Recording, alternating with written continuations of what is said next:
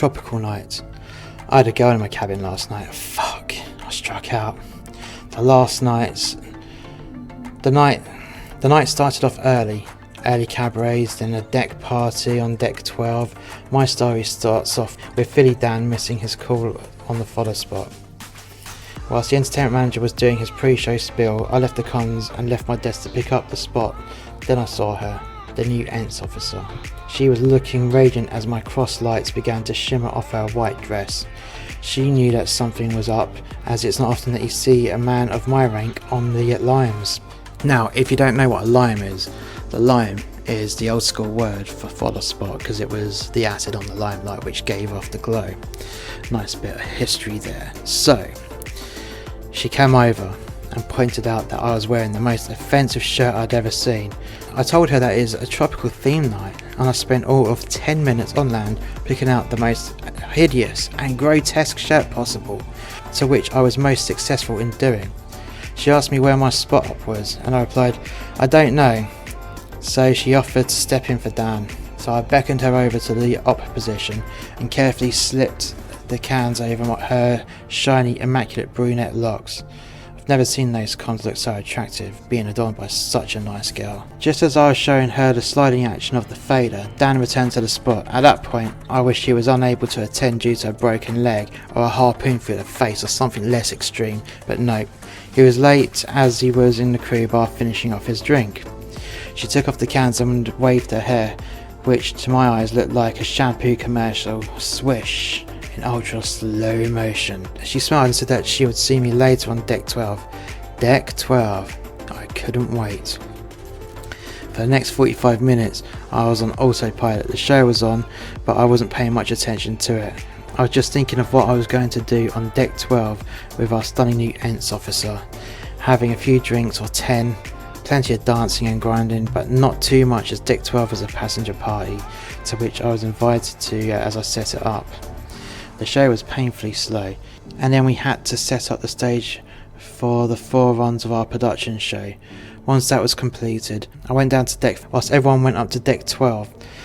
It wasn't fair that I lost another 15 minutes of my time having to sign off the venue and filling out the paperwork to say the venue was all powered down and secured. Well, that's life, I guess. So once that was done, I darted down the longest corridor. It kept going on and on and on like it will never end. I reached the crew lift and hammered the call button and waited and waited and waited. It approached deck 5 and then onto deck 2. Bastard thing, I thought to myself. Waiting and waiting and waiting. The fuckers had it held, probably loading up with supplies. I thought, fuck this, and darted up the staircase. Every deck I passed, my legs got heavier and heavier. I was running out of breath fast.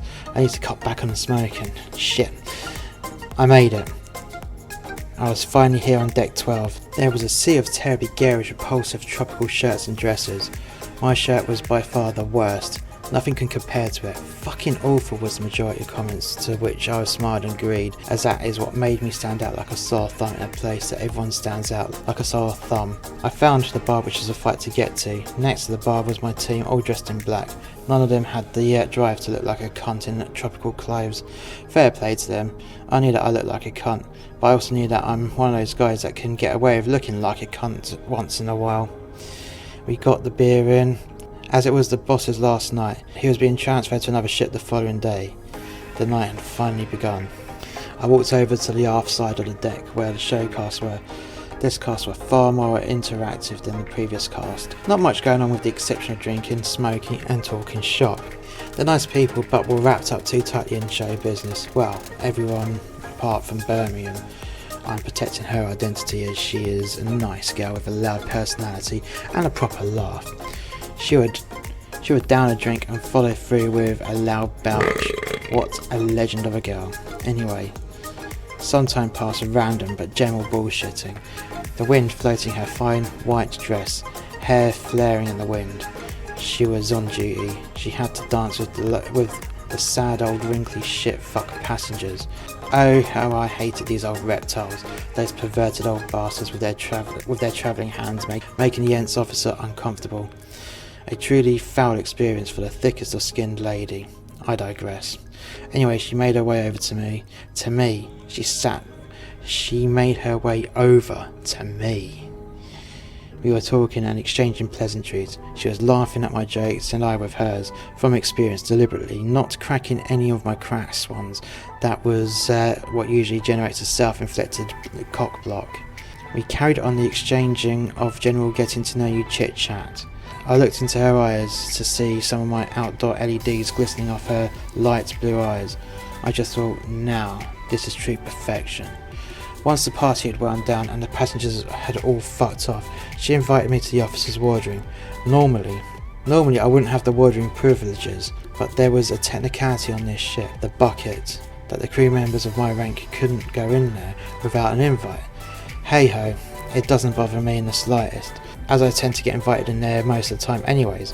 So we were stood there at the bar in her white dress and me in the black combat shorts, steel boots and hideous green abomination of a flowery shirt. The booze kept on flowing and the cigarettes kept on smoking until the last orders approached. Throughout this time she had a few of the Indian boys trying to hit on her, and it didn't bother me because I knew that they were outclassed. It didn't bother me when one of them sat down next to her and put his arm around her in his pissed up sleazy way. I actually found it quite humorous. I took her by the hand and asked her if she wanted to come to my cabin for drinks, and she sprang up and came along to the dismay of the Indian lad. We shared a walk down the M1 corridor on deck 4, and I talked all the way up to the stairs on deck 6 and down to my cabin.